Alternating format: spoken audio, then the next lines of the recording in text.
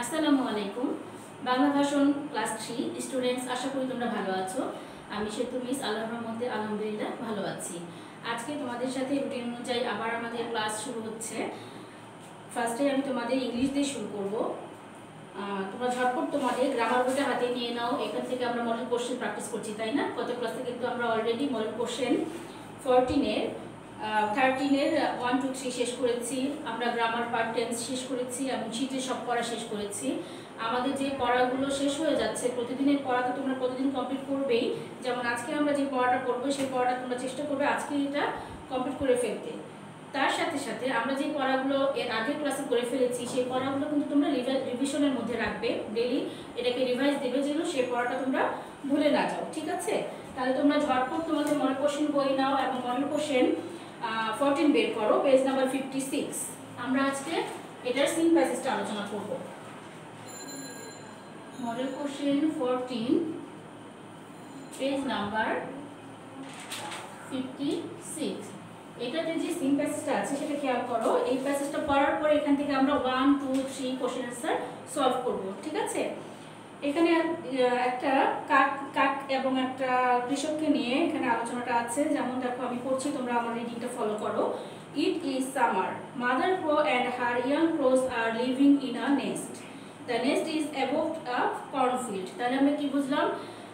এটা গ্রীষ্মকালের একটা সময়ের কথা বলা হয়েছে এবং এখানে একটা শস্য ক্ষেত ছিল বা ফসলের মাঠ, যেটাকে আমরা ক্ষেত বলি। সেই মাঠের কি থাকতো, একটা মাঠের উপরে একটা কাকের বাসা ছিল। সেই বাসায় কাক বাস করত, ঠিক আছে? আর সেখানে কে থাকতো? মাদার ক্রো থাকতো এবং হার ইয়াং ক্রো, মানে তার বাচ্চারাও থাকতো। নেক্সট প্যাসেজে প্যারাতে চলে যাও। Every morning mother crow flies away to get corn. She leaves her young crows. প্রতিদিন সকালে সে তার ছোট বাচ্চাদের বাসায় রেখে কি করতে যায়? খাবার সংগ্রহ করতে যায়। One morning the farmer come to check his corn. একদিন সে তার ফসল দেখার জন্য আসলো। He does not see the nest. Mother crow is not in the nest but the young crows see the farmer. They are afraid. কৃষক তাদেরকে দেখতে পেলেন না, কিন্তু যে বাচ্চা কাকগুলো ছিল তারা তাকে দেখে ভয় পেয়ে গেল, ঠিক আছে? ইন দ্য আফটারনুন, বিকালে, মাদার ক্রো কামস ব্যাক। মা কাকটা ফিরে আসলো। The young crow says, is it time to leave the nest mother. সে বাচ্চা কাকগুলো তার মাকে বলল, এটা কি এখন আমাদের এই বাসা ছাড়ার সময়? Mother crow says, no it is not time yet. না, এটা এখনো আমাদের বাসা ছাড়ার সময় হয়নি, ঠিক আছে? এই হলো আমাদের প্যাসেজটা।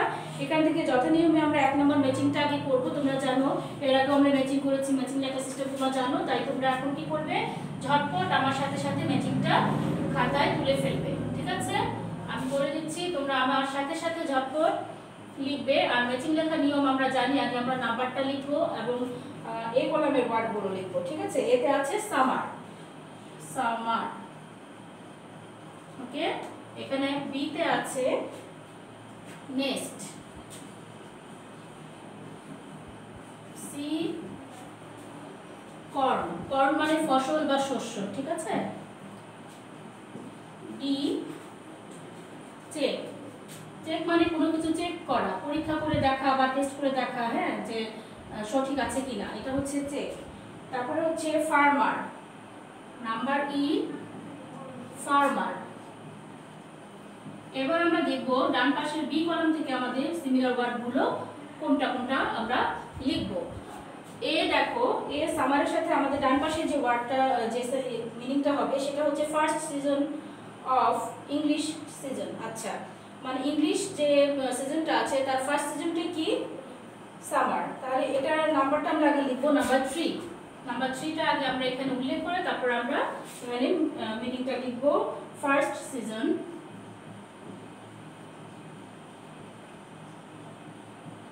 Of English season, English season, ঠিক আছে? আচ্ছা, ইংলিশে যে ঋতুগুলো আছে তার ফার্স্ট ঋতুটাই হচ্ছে গ্রীষ্মকাল, সামার। নেক্সট দেখো, নেস্ট, নেস্ট মানে আমরা কি জানি? পাখির বাসা। তাহলে ডান পাশে কোনটা আমাদের পাখির বাসার সাথে সিমিলার হয়? দেখো, where birds birds leave. Number 4 যেখানে পাখি বাস করে, ওয়্যার বার্ডস লিভ। ঠিক আছে। নাম্বার সি তে আছে কর্ন। কর্ন মানে আমরা জানি ফসল, এটার সাথে কি মিলবে দেখো, একদম ফার্স্ট এটা ক্রপস। ক্রপস মানে ফসল বা শস্য, crops. Number D check. Check হচ্ছে নাম্বার 2 এক্সামিন। নাম্বার 2 এক্সামিন, কোনো কিছু পরীক্ষা করে দেখা। ঠিক আছে, এক্সামিন। আচ্ছা।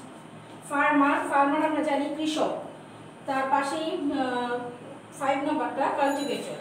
Number 5 cultivator. কাল্টিভেটর মানেও কিন্তু চাষি বা যারা চাষ করেন। ঠিক আছে, তাহলে আমরা কি পেলাম? নাম্বার এ পেলাম summer, first season of English season. B পেলাম nest, where birds live. C corn, crops. D check, examine. E farmer, cultivator. ঠিক আছে, এখন ঝটপট আমরা চলে যাব নাম্বার 2 তে। নাম্বার 2 তে কি থাকে বলো তো? True false. ট্রু ফলস লেখার সিস্টেমটাও আমরা জানি। ঠিক আছে, আমি উত্তরগুলো তোমাদের লিখে দিচ্ছি, তোমরা ফলো করো। Number 2 true false. Okay, A B C D E F. আচ্ছা, দেখি আমরা এ নাম্বারে কি আছে। এ নাম্বারে বলেছে the mother crow goes outside to get food. এটা কিন্তু আমরা পড়েছি যে সে খাবার সংগ্রহ করতে যায়, তাহলে কি হবে? এটা ট্রু হবে। ঠিক আছে। নাম্বার বি বলেছে winter season in mentioned in the passage. False, এখানে সামার সিজনকে মেনশন করা হয়েছে। Okay. Number C the farmer come into the field. True, farmer এসেছিল। The mother crow comes back in the evening. False, সে আফটারনুনে এসেছিল। ঠিক আছে, তোমরা প্যাসেজটা বারবার পড়বে, প্রতিটা লাইন বারবার পড়বে, তাহলে কিন্তু এগুলো তোমরা প্যাসেজে খুঁজে পাবে। Number E the crow's children are old. False, old ছিল না, ইয়াং ছিল। ঠিক আছে। Number F the farmer came to check his corn. True, farmer corn check করতে এসেছিল। তাহলে আমরা কি পেলাম? A true, B false, C true, D false, E false, F true. ঠিক আছে, এবার চলে যাও নাম্বার 3 তে। নাম্বার 3 আছে কোশ্চেন অ্যানসার। আমি কোশ্চেনগুলো লিখবো না, কোশ্চেনগুলো বই থেকে পড়িয়ে দিব, তোমরা বইয়ের কোশ্চেনগুলো ফলো করো, এবং আমি প্রতিটার অ্যানসার আমি লিখে দিচ্ছি, তোমরা ঝটপট তুলে নাও। ওকে। এ নাম্বার দেখি কি বলেছে। আমাদের কোশ্চেন অ্যানসারগুলো কিন্তু খুব ইজি এবং শর্টকাট, একদম এক লাইনের উত্তর। ঠিক আছে। Where is the nest. আমরা কি পড়লাম? নেস্টটা ছিল যে মানে ফসলের মাঠটা ছিল তার উপরে, তাই না? তাহলে সেটা আমরা এখন লিখে ফেলি। The nest is, the nest is above the corn field. একদম তোমার সেকেন্ড লাইনে আছে, প্যাসেজের সেকেন্ড লাইনে এই অ্যান্সারটা তোমরা খুঁজে পাবে, above the corn field. Okay. Number B why does mother crow flies away। আচ্ছা, মা কেন উড়ে যান বা উড়ে বেড়ায়? সে খাবার সংগ্রহ করতে যায়, তাই না? তাহলে আমরা কি লিখবো? the mother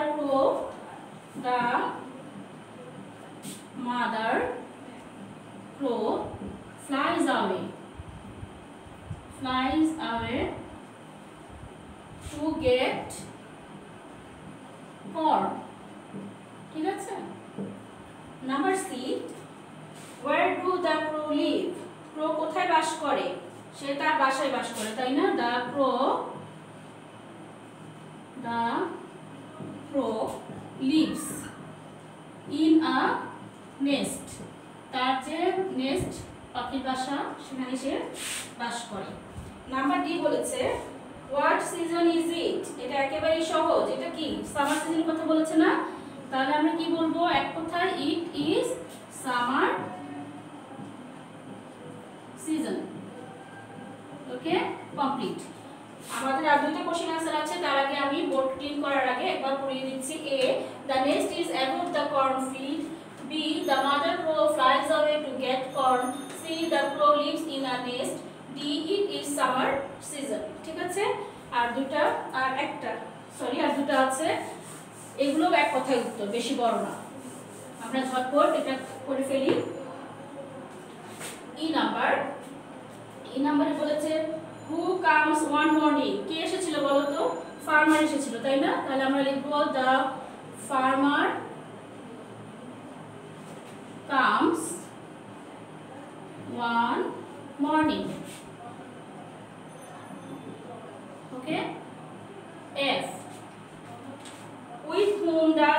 leave in a nest above a cornfield. আচ্ছা, এই যে কর্নফিল্ডটা আছে, কর্নফিল্ডের উপরে যে কাকের বাসাটা আছে, সেখানে কাকটা কার সাথে বাস করে? তাহলে তার ইয়াং ক্রোদের সাথে না, তার বাচ্চাদের সাথে বাস করে।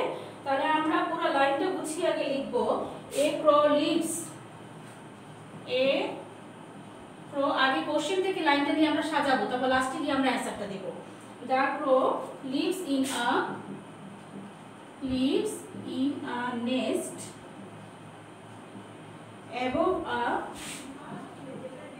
above a cornfield with young crows, with young crows।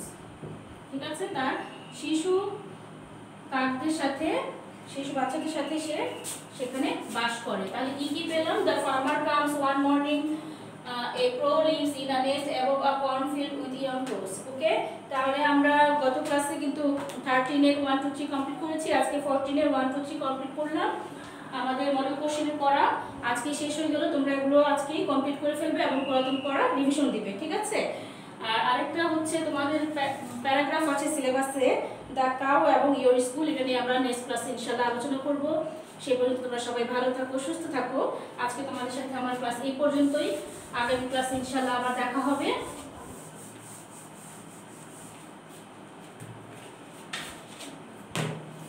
আল্লাহ হাফেজ।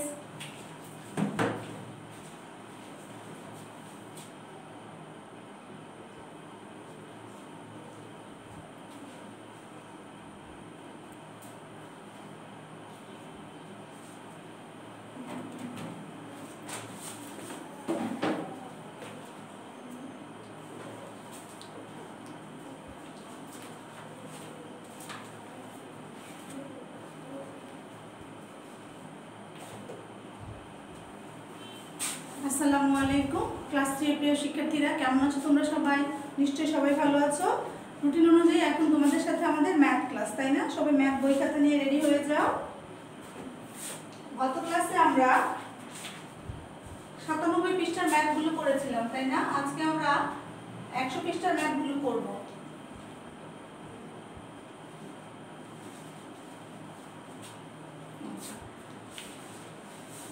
দেখো 100 পৃষ্ঠার সবাই বের করো। দেখো 100 পৃষ্ঠা, দেখো যে ম্যাথগুলি আছে এখানে নাম্বার 1 2 এবং 3। আজকে আমরা 3টি অঙ্ক সমাধান করার চেষ্টা করব, ঠিক আছে? 1 নম্বরে দেখো কি বলেছে, 7 কিলোগ্রামকে গ্রামে প্রকাশ করে। এখানে দেখো কিলোগ্রাম দেওয়া আছে, আমরা গ্রামে প্রকাশ করব।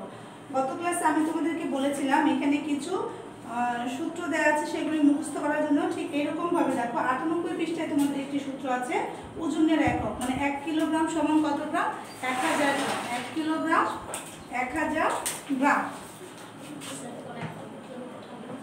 তাহলে আমরা আজকে এটা সমাধান করার চেষ্টা করব। এক মিনিট, তোমরা সরি,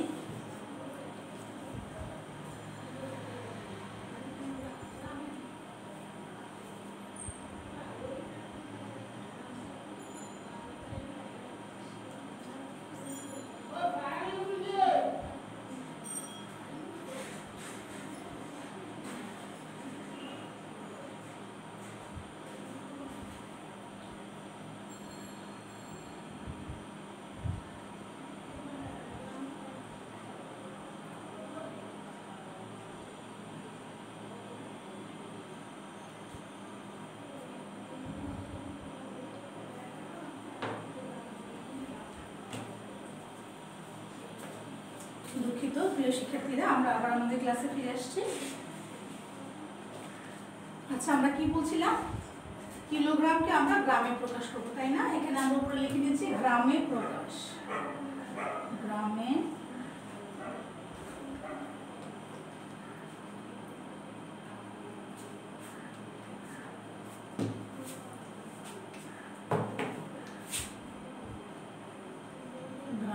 প্রকাশ করে, ঠিক আছে? আচ্ছা, কি বলেছে এখানে? 7 কিলোগ্রামকে গ্রামে প্রকাশ করে আছে। তাহলে আমরা প্রথমে এখানে আমাদেরকে লিখতে হবে, আমরা জানি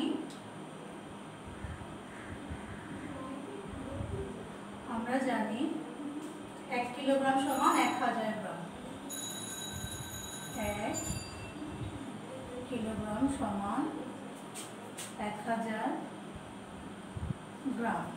তাহলে সুতরাং 7 কিলোগ্রাম। আচ্ছা, এখানে আমরা লিখে নিই 7 কিলো।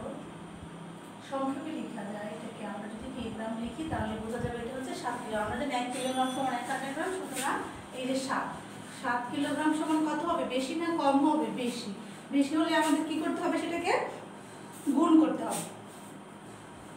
তাহলে আমরা এখানে লিখব 1000 গুণ 7 গ্রাম সমান 7000 গ্রাম। আমাদের উত্তরটা হবে 7000 গ্রাম। এরপর আমরা 2 নম্বরে চলে যাই। 4 কিলোগ্রাম 8 গ্রামকে গ্রামে প্রকাশ করি। দেখো 2 নম্বর আছে 4 কিলোগ্রাম 8 গ্রামকে আমরা কি করব?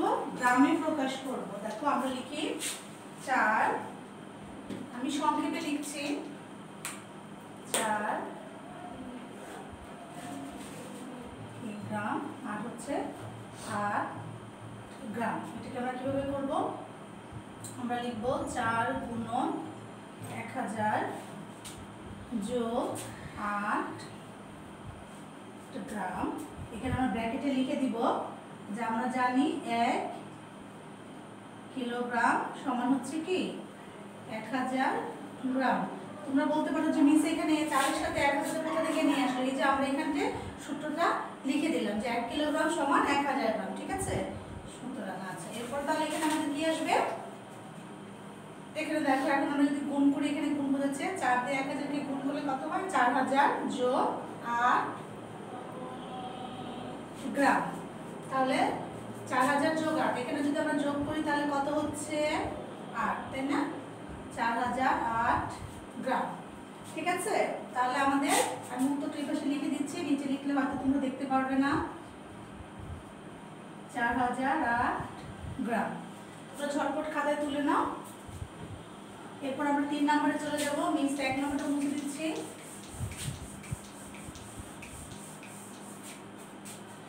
3 নম্বরে দেখো কি বলেছে? 5 কিলোগ্রাম 389 গ্রামকে গ্রামে প্রকাশ, না? আচ্ছা, তাহলে আমরা লিখি 5 কিলোগ্রাম। 3 নম্বর 5 সংক্ষেপে কিগ্রাম, 5 কিলোগ্রাম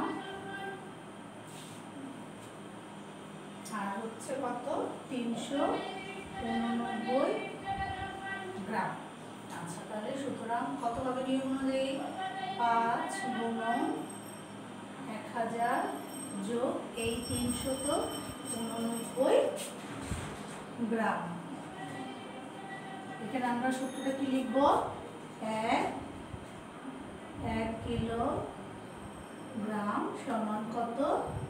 1000 গ্রাম। তাহলে এখানে সমান কত হচ্ছে? গুণ করলে আমরা পাচ্ছি 5000 যোগ 389 গ্রাম সমান, যদি আমরা যোগ করে দিই, এখানে গুণ করার পর যোগ করলে কত হবে? 5389। দেখো 9 আর 0 যোগ করলে হয় 9, 8 আর 0 যোগ করলে 8, 3 0 যোগ করলে 3, 5 5।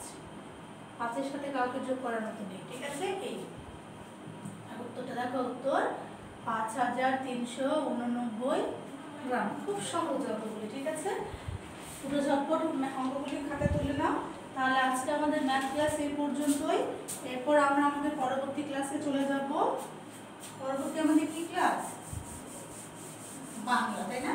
বাংলা আমাদের শীটের সব মোটামুটি যে কোশ্চেন আনসার আছে আমাদের পড়া হয়ে গেছে। আজকে আমরা বাংলা গদ্য এবং পদ্যর যে মেক সেন্টেন্স আছে, আমাদের কিন্তু মেক সেন্টেন্সগুলি পড়া বাকি হয়ে গেছে। আজকে আমরা করব যে সমস্ত শীটের মধ্যে যে গদ্য এবং পদ্যর যে মেক সেন্টেন্সগুলি আছে, সমস্ত মেক সেন্টেন্স একসাথে পড়বো আজকে আমরা। ঠিক আছে? বাংলা আমরা পড়বো আজকে মেক সেন্টেন্স, গদ্য প্লাস পদ্য। আচ্ছা, সবাই শীটটা হাতে নাও। দেখো শীটের প্রথম থেকে দেখো, প্রথমে কি আছে? নাম্বার 1 এ আছে প্রথম। আমি বার্ষিক পরীক্ষায় প্রথম হয়েছি। এখানে একটি কথা বলে রাখি, আগেও আমি বলেছি যে মেক সেন্টেন্স এখানে আমাদের শীটের মাঝে যেভাবে দেয়া আছে ঠিক সেভাবে লিখতে হবে এমন কিন্তু কোনো কথা নেই। ঠিক আছে? তোমরা ইচ্ছে করে নিজের মতো করে নিজেরা সুন্দর করে বাক্য তৈরি করে লিখতে পারবে। আচ্ছা, প্রথমটাই আছে প্রথম। আমি বার্ষিক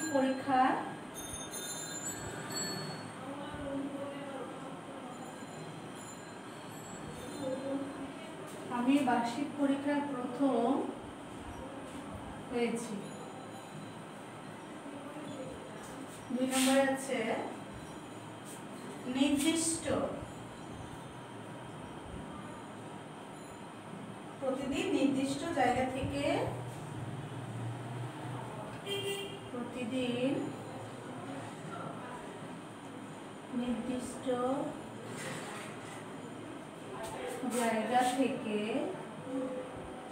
বাস ছাড়ে।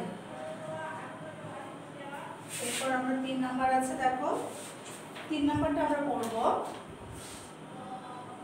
তোমাদের যে খলিফা হযরত আবু বকর রাদিয়াল্লাহু আছে যে গল্পটি আছে, ঠিক সেই গল্পের দেখো কোশ্চেন আনসার নিচে দেওয়া আছে। নাগরদোলা,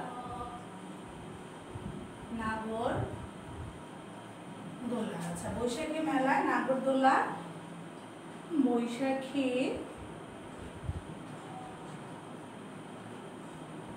মেলায় নাগরদোলায় চড়েছিলাম।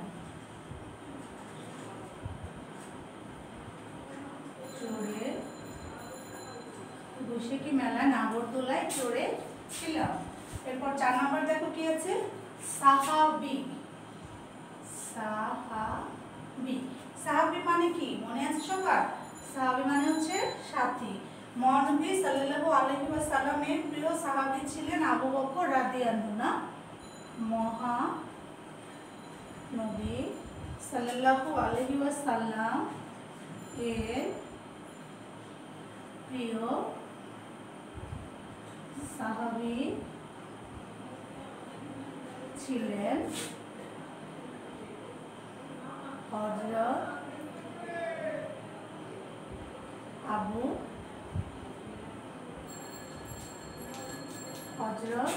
বকর রাদিয়াল্লাহু। ঠিক আছে, এরপর দেখো আছে কত নাম্বার? 5 নাম্বার। 5 নাম্বারটা আমরা দেখো কি আছে, আদর্শ। 5 নাম্বারে আছে আদর্শ। আমরা মুহাম্মদ সাল্লাল্লাহু আলাইহি ওয়াসাল্লামের আদর্শ অনুসরণ করে চলব। আমরা মহানবী সাল্লাল্লাহু আলাইহি ওয়াসাল্লাম এর আদর্শ অনুসরণ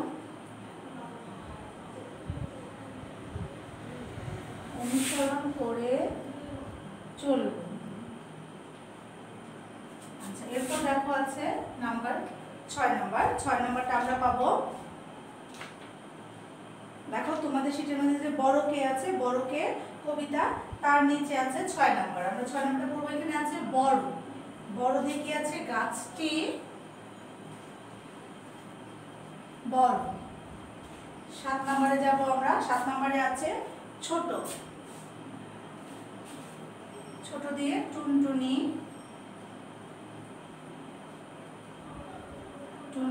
একটি ছোট পাখি।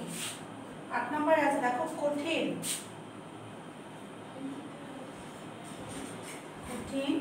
দিয়ে আমরা লিখতে পারি কাজটি কঠিন নয়। 9 নম্বরে দেখো আছে ব্যাপার, ব্যাপার দিয়ে আমরা কি লিখতে পারি, সে জিজ্ঞাসা করলো ব্যাপার কি। ঠিক আছে, এরপর আছে নাম্বার 10। 10 নম্বরটা বলে আমাদের শেষ। দেখো গুণ, 10 নম্বর আছে গুণ। সততা, একটি